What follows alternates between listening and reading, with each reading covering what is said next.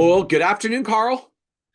Greetings, Michael Kitces. How are you? I'm doing well. I'm doing well. We are, as of recording, kind of coming to the tail end of conference season. We were both out at XYPN Live a few weeks ago. For anyone who's wondering, I'm very sad to say the blue couch was not there. We did not get to sit on the blue couch together. I will admit I was very sad about that. Like, we really have to fix Yeah, this, Carl. It has been too long since Denver. since the blue couch since Yes. Denver, since the blue couch, because for those who are following, we sat together on the couch at a conference in Denver, but it's been too long since it even made an appearance on the podcast. The problem is it's three. Yeah, I will fix that. I will fix that. But I don't know. It'll be interesting to see if the conference is ever within driving distance, if the Blue Couch can make another appearance for sure. It's still here. It's still live. Everybody loves it. So So we just yeah, need more conferences in Salt Lake City area yeah, I that drove you to can just bring Denver. it down. Yeah, Vegas, Denver, Salt Lake. Okay. Any of those would be great. Be great. So, so speaking of like sitting on the couch, laying on the couch, I thought today could be a little bit of a therapy discussion day. Yeah. Maybe I'm framing Needing this a a little bit. bit too much, leading it a little bit too much. So here's the core of what I was really interested in talking to you about today, because to me this is one of those, there's a problem with a really clear spreadsheet answer. Mm. Give you the answer. Almost no one does it, which means they do it for things that you are much better at than I am. Mm. So I want to have that conversation. Yeah, what's the problem? So the problem, so when we start as advisors, right? As the joke goes, if they can fog a mirror, they're a prospect. You get anyone you can Yeah. at any dollar amount you can, at any revenue you can, because literally anything is better than not having clients and revenue. Usually there's a no small amount of gratitude that goes with it. Thank you so much for actually being one of my first clients. Right. uh and I mean, still today, I know many advisors like feel indebted to their early clients who like took a risk on them to let them be their advisor. And so we virtually all build this way. And then the business grows and we expand. We get to some personal capacity. A lot of us start adding team. We add um admin support. We add another advisor. Maybe we even start shifting clients around to increase capacity as the advisor comes on board. And we get to this point where I find for so many firms, like the business is doing pretty well, Mm. but it's not the most profitable. It's not as profitable as it could be, as it should be, air quotes. Like you're doing all this work, you're entitled to make a profit for the business that you're working in. And it comes down almost always to some version of, I always thought Bill Backrack phrased it as well as anyone, doing too much work for too many clients for too little money. Mm. Mm. Because none of us seem to know how to serve any clients at less than our best. So the whole like, well, just do less for your C clients. Like I find like none of us really know how to do that. I mean, maybe you can like deliberately schedule fewer meetings, but I'm not going to not answer questions and help a client that calls. And so we get, as I view, like we get stuck in this realm where, simply put, like there's a whole bunch of small clients, air quotes, like small clients, lower revenue clients.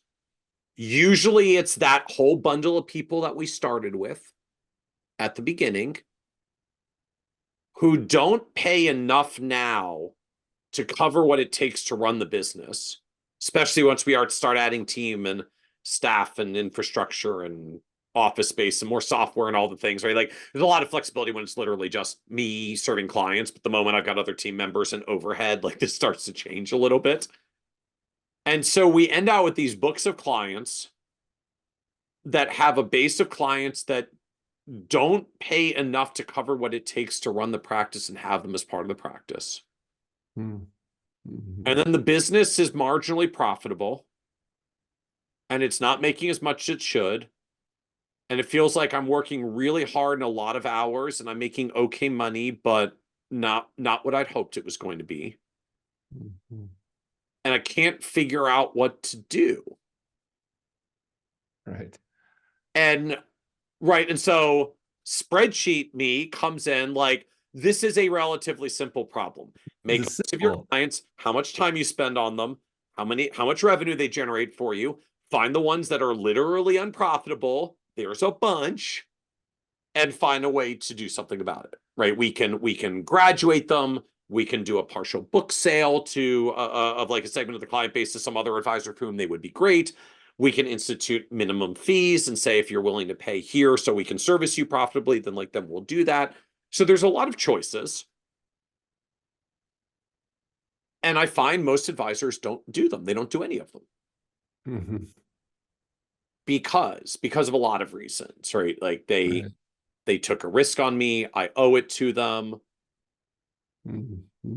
If I let them go, like, they've referred other people. I don't want that get back to the other people. Word will get out. I'll get known in the community as one of those people, whatever quite that means, but apparently it's bad. Uh, Right. Right.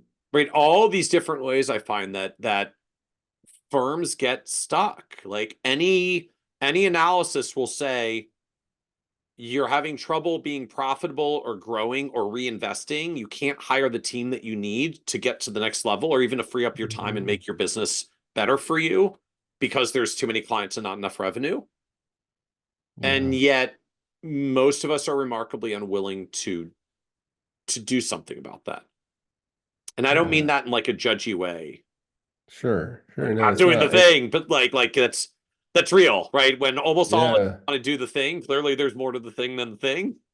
Yeah. And I think just for context, I'm surprised at I'm still surprised at how common of a problem this is. Like Yeah. you've said, like everyone has a legacy client issue, and obviously asterisk, everybody who's been in the business a little while has a legacy client Yeah. problem, but I'm surprised at how often it comes up. And for the people who are listening who are like, wow, what a great problem to have. Well, it's coming your way soon. Yeah. And I think it's important that we can talk a little bit about how to think about that too.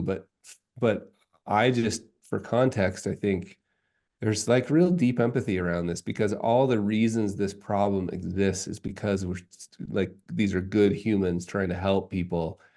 Yeah, And like I got in the business to help people. Like, for right? I sure, mean, what does it say when you got in the business to help people and then I don't know, fire someone. you outgrow Yeah, yeah, yeah. being able to help them anymore. And we've all come up with all this language to avoid firing. We call it graduating or transitioning, and I think that's helpful and important. But it's in the end of the day, the answer almost always is there's a block of people, a group of households, human beings that live in houses Yeah.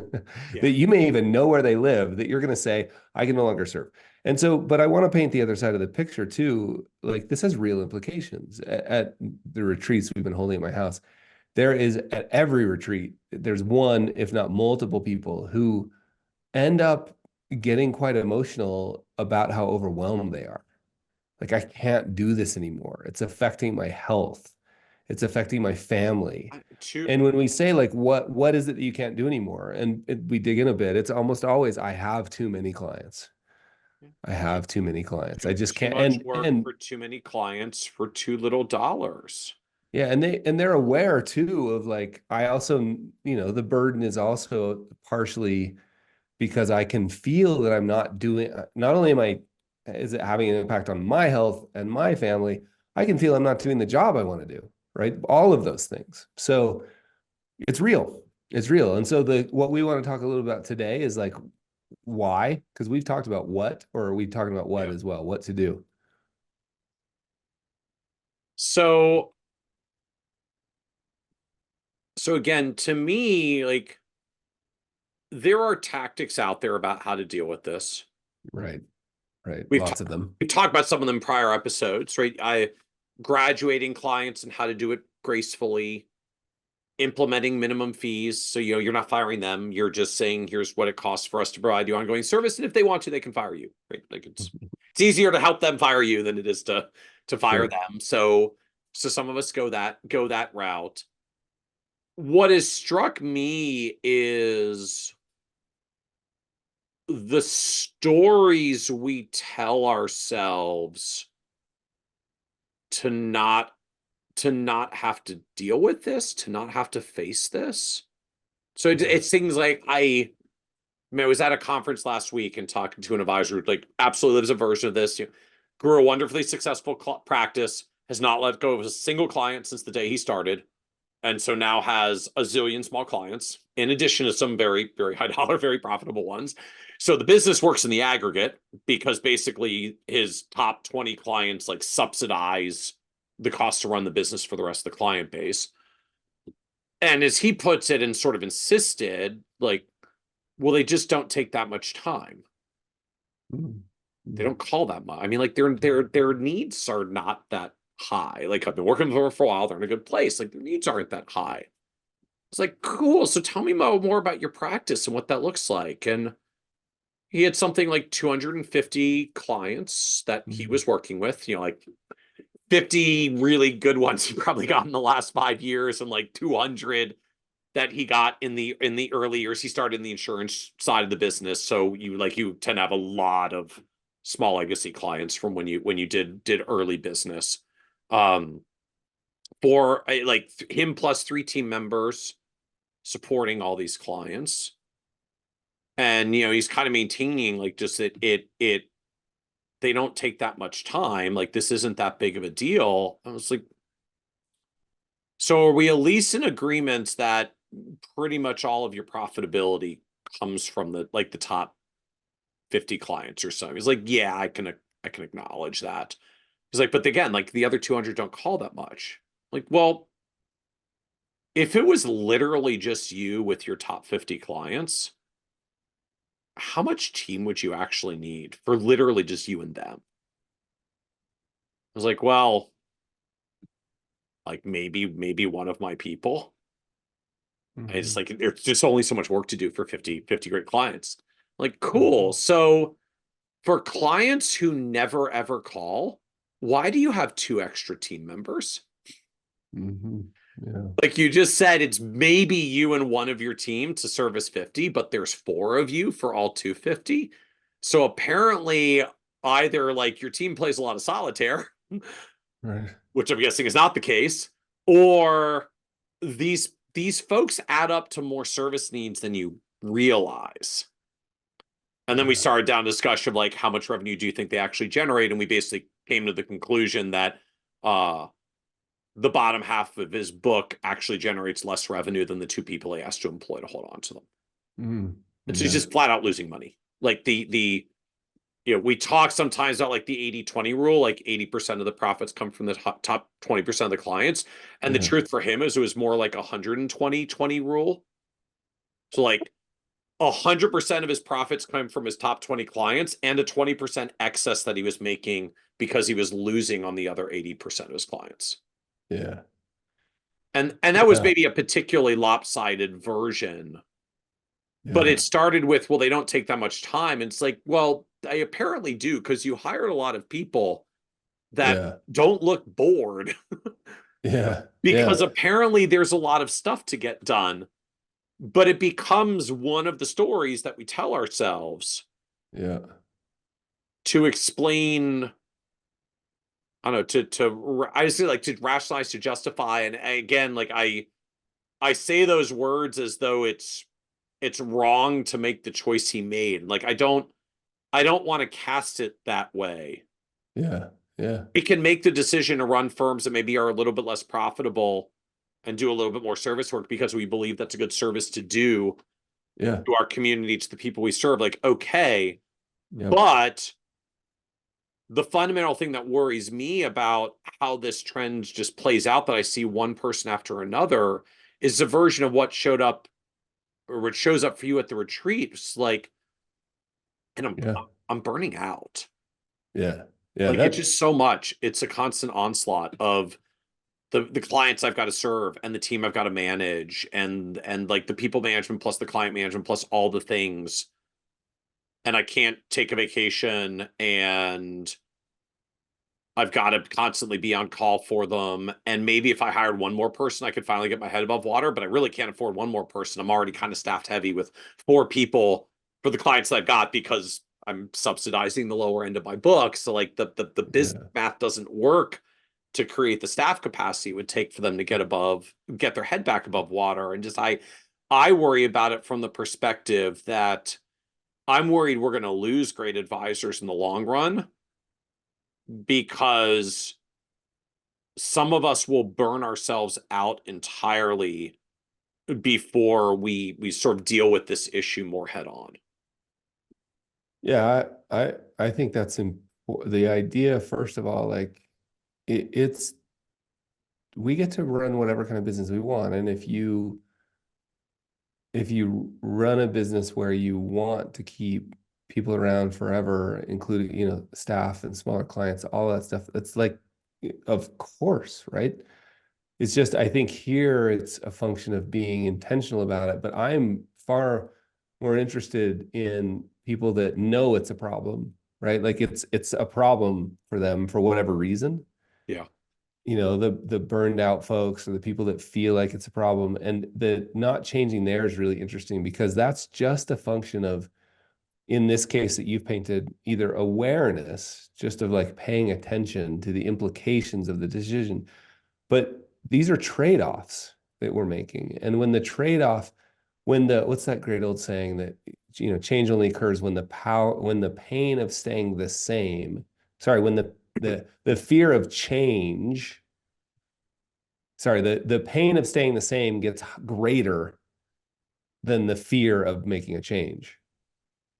And I think if you just start sitting in that for a little while, and I'm so fascinated by this because this is not a tactical problem. Like this is actually quite simple, not to be confused with easy. And the reason it's not easy is because it's an emotional thing. But the simple part is like, okay, any consultant slash, there's probably 5 episodes of Kitces and Carl about how to do this, and everybody else could tell you how to do it too. So then if you've become aware that you have that problem, like, this is burning me out. And I've had that conversation so many times. Like, I can't do this anymore. Like, my health is suffering. I don't have time to work out. I don't have, and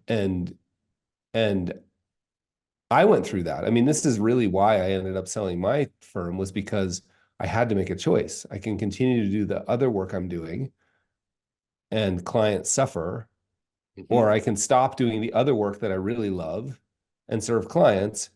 And not making the choice was unfair to everyone involved because I was suffering, and clients, I think, were getting great service at the point, but they weren't going to soon if I didn't make a decision. So I think realizing, like, okay, getting really clear about the cause of the problem, I'm going to just call it pain, the cause of the pain, in sort of in air quotes.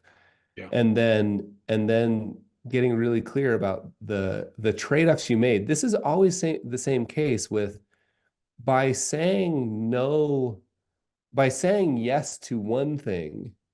I think this is so fascinating about yes and no, right? By saying yes to one thing, you are saying no to a myriad of things that you don't know about.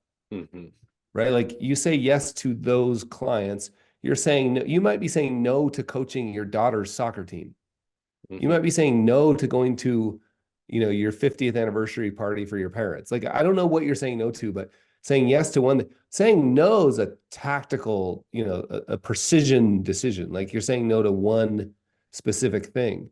So I think getting clear about what the pain is, getting really honest about the trade-offs you're making, and then look them in the eyes. Like, stop running from the trade-off, stop hiding from the trade-off.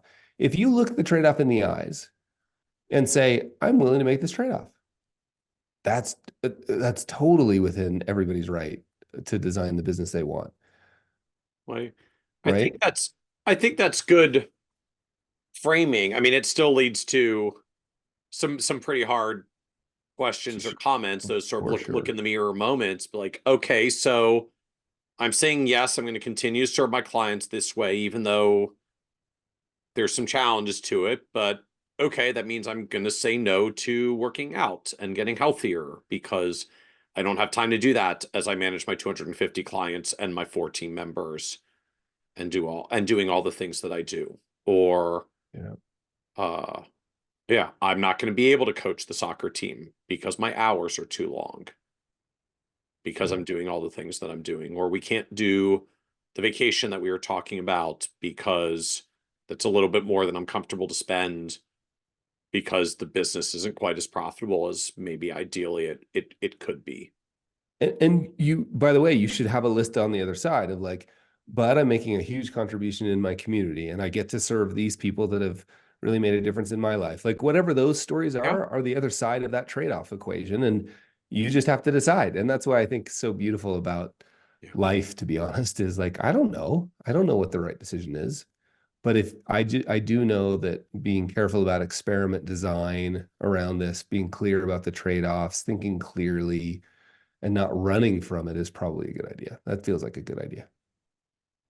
Well, and the challenge to me is just that I mean, truly, it kind of feels like an inevitability I think when that's you right. grow an advisory business. Like it's like when you grow a thing where you get better at it the longer that you do it, which means eventually you tend to solve more complex problems for clients who will pay you more to solve those problems.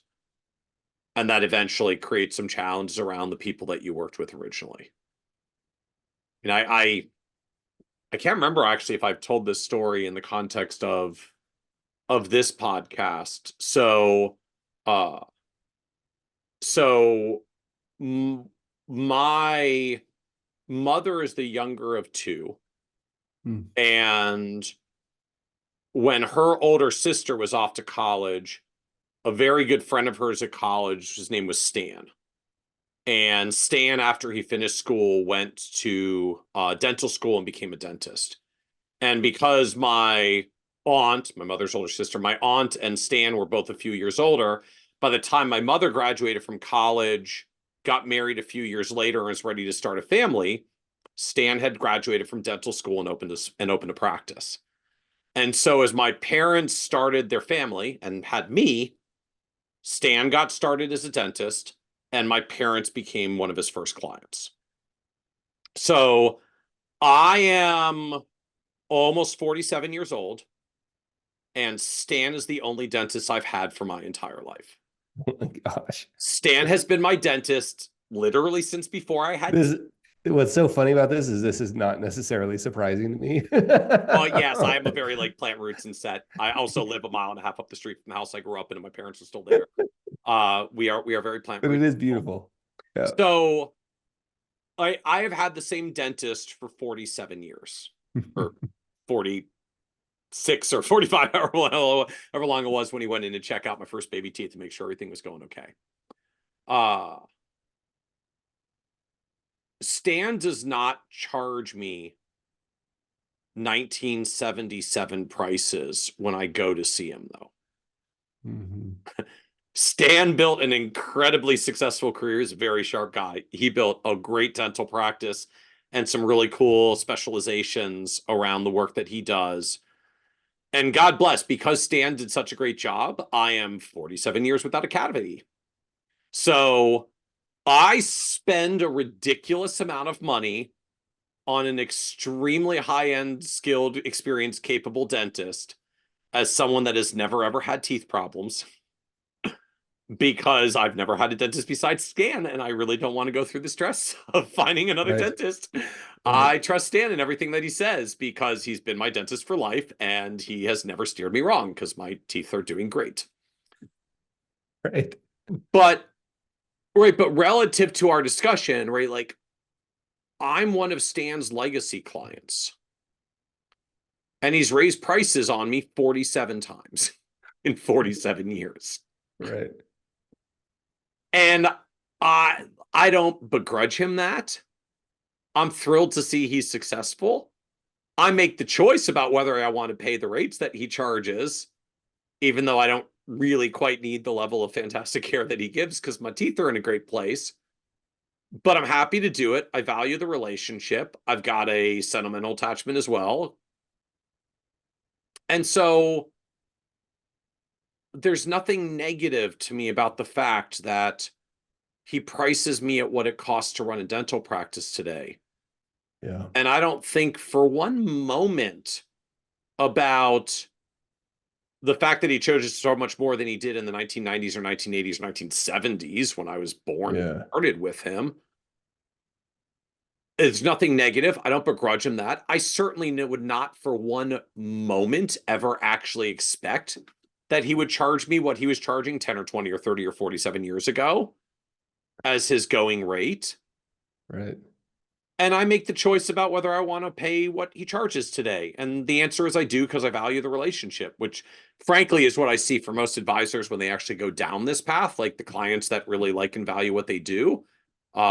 They tend to stick around. They're okay paying more fees. They realize they're kind of below market because they've maybe thought about going somewhere else and shopped around for another advisor and went like, oh my gosh, my current advisor charged me so much less than everybody else. I'm going to stick with him or her. Yeah.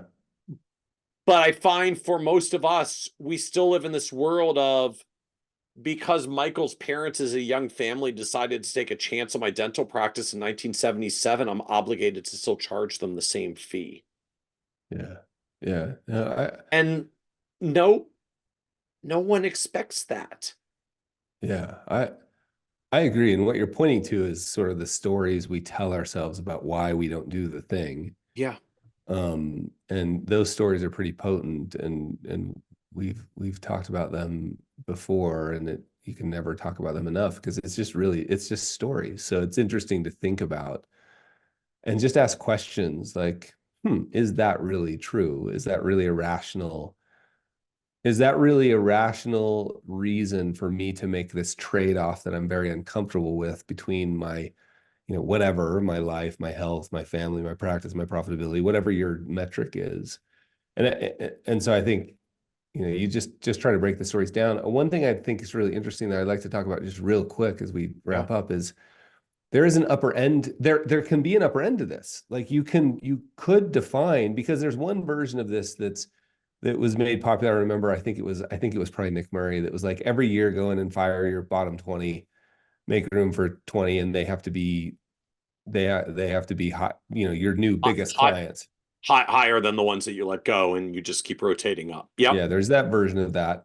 But there's also the version, which is fine. Like, again, I don't believe there's any, as long as it's done honest and openly and in a transparent way, I don't believe there's a moral challenge here, even though it feels like it often. Maybe there is, I don't know. But there's also another version where you say, like, there is enough. Like, we know plenty of examples. Yeah. My cliche version of plenty of examples is James Osborne, where you're like, this firm as currently built with these now 80 clients Mm-hmm. is enough. Yep. It's profitable enough. I'm getting referrals in that are, because I've tried to refer clients to James that I knew were way above his average. And he said no, because he knew if he brought in another one, it would start to be a trade-off that he wasn't comfortable with. And his client base is profitable enough for him. That's a beautiful business too. So there is an upper limit to this idea of you don't have to continually be making it more and more profitable. There's a place where it could be enough. Well, absolutely. You know, I felt a version of this actually not on the advisory side with clients, but ironic of all things, like in the speaking business, Hmm. that Hmm. as the speaking side of my career grew, like there was a point where not dissimilar to how uh I Yeah. tried to grow when I was taking on clients, like, you set a threshold for the value of your time, and I'm not going to do it if it's below, like, this is the value of my time. You draw a line, and as you grow your business or career, like, you kind of reset that line higher and you lift it up. So, I lift minimum fees over time, lift speaking fees over time. And it got to a point where I realized that my pricing was pricing me out of some of the organizations I really liked to work with and was leaving me with some organizations that I was a little bit less excited to work with. They could pay the bills and then some, but it wasn't the groups that I wanted to talk to that gave me a lot of excitement and energy, right? I want to talk about nerdy financial planning things with people that want to talk financial planning. And and so I found there was a version where, yes, I kept raising fees and minimums. It's kind of the filter. Here's the value of my time, and I want to make sure that I only work with people that will value my time. And then eventually that filter broke. Yeah, It you mentioned this at XYPN Live. Like I thought it this was a really beautiful discussion. and I realized like I had to reset the filter, like the deciding lens that I would use of what I say yes to and what I say no to couldn't just be based on the price in dollars. Yeah. Yeah. Because it worked fine from the business. Like I could have kept growing speaking fees Right. further, Right. but it wasn't allowing me to do the work with the organization that I wanted to work with. And the dollars were enough to solve for the, ability to save for my family and send kids to Right. college and retire.